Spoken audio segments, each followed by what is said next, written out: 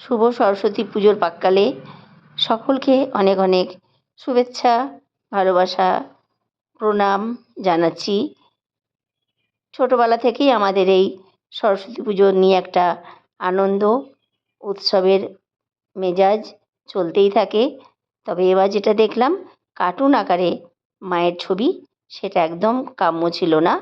আমাদের ধর্মগ্রন্থে যেমনটি থাকে মায়ের রূপের বর্ণনা, ঠিক তেমন থাকাই উচিত ছিল। আমি খুব সুন্দর দুটো ঠাকুর এবারে দেখেছি এবং তাই সকলের সামনে তুলে ধরলাম যে এই হচ্ছে আসলেই মায়ের রূপ। আমরা অনেক বন্ধুবান্ধব মিলে ঠাকুর দেখতে বেরিয়ে পড়লাম পাড়ার মধ্যে।